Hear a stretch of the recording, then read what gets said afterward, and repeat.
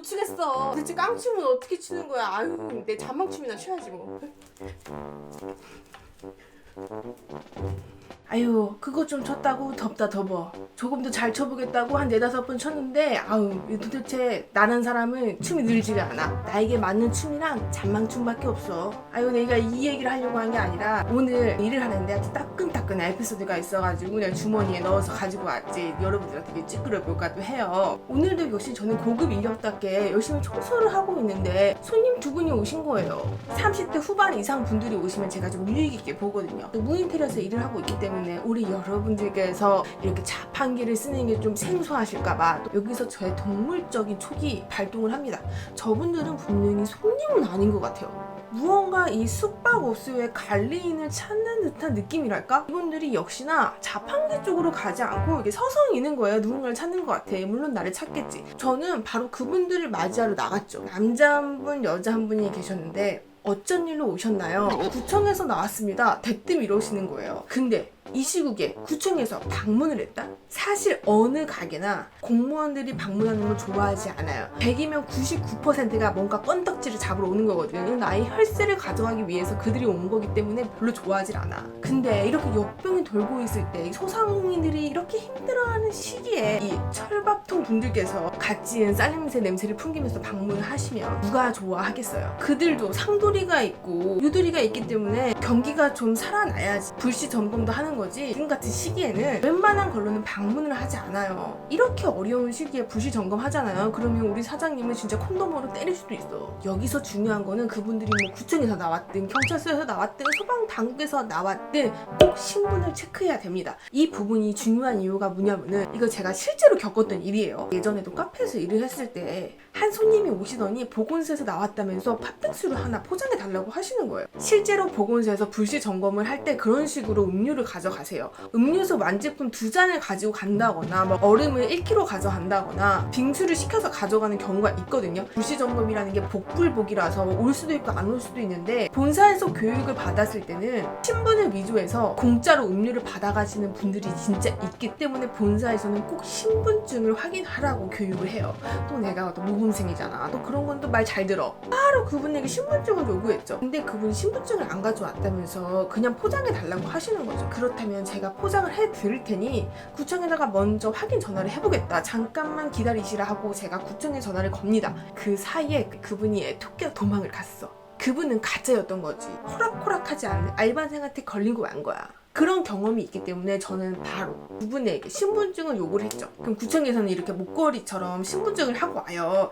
이거 저거 확인해 보니까 분들이 많은 것 같아. 구청에서 온 게 맞더라고. 어쩐 일로 방문을 하셨나요? 민원이 하나 들어왔습니다.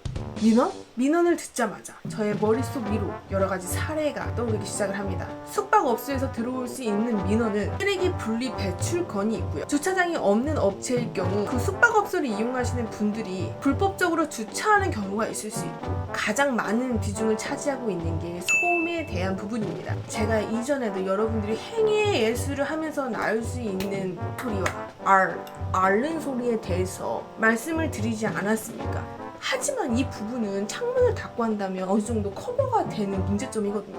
소리가 옆 객실이나 뭐 복도에 지나다니는 나 같은 알바생한테 새어 나오지 바깥쪽으로는 잘 안 나간단 말이에요. 여기서 문제점이 창문을 여시고 하시는 분들이 정말 간혹 있어요. 안 그래도 작년에 구청에서 전화가 오신 적이 있었어요. 그때도 소음이 밖으로 새어 나오니까 이 부분을 좀 신경을 써달라. 민원이 들어왔다. 알고 있어라 라는 내용이었는데 이번에는 직접 오신 거죠. 사실 제가 캥기는 부분이 있었던 게 뭐냐면은 며칠 전에 청소를 하기 위해서 객실을 들어갔었는데 창문이 열려져 있었던 거죠. 보통 객실을 묵는 손님들은 더우면 에어컨을 켜거나 추우면 온풍기를 켠단 말이에요. 숙박업소는 본인의 집도 아니니까 우리가 집에 있을 때 조금 덥다고 에어컨 껐다 켰다 하면 뭐가 와. 엄마들 등짝 스매싱 온단 말이야. 뜰리 맞고 징징거리겠지. 아우 엄마 너무너무 덥단 말이야. 너무 더워. 그러면 엄마는 뭐라 그래. 지금이 한겨울인데 따끈따끈하게 온돌방에 있다고 생각을 하지. 이미지 트레이닝이라는 게 선수들만 하는 게 아니야. 이 체온 트레이닝 같은 경우는 한여름이나 한겨울이나 이거 해야 돼. 이거 안 하면 엄마한테 혼난다고. 아주 근검절약해야 돼. 이 누진세 앞에 장사가 없거든. 근데 숙박업소를 이용하신 손님들 같은 경우는 그런 거를 걱정할 필요가 전혀 없단 말이죠.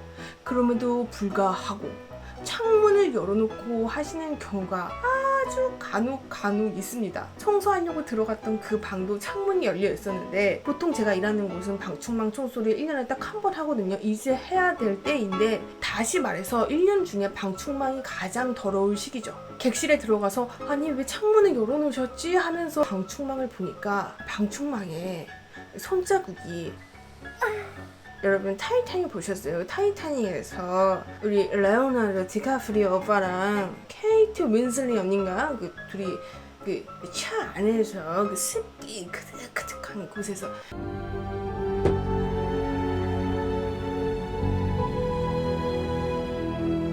요거 한번 셀이잖아요. 객실 방충망을 보아하니까 객실을 이용한 손님분이 창문을 열어놓고 방충망에서 매달려서, 여기서 영화보다 좀 더 진했던 거는 손자국이 2개나 나 있어.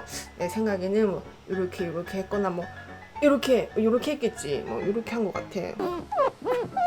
방충망에 손을 집으셨던 그분은 굉장히 더러워졌겠지. 근데 뭐 그런 거 안중에 있겠어? 그렇게 바쁜 때 안중에 없지. 딱 봐도 거하게 하시고 가신 것 같더라고.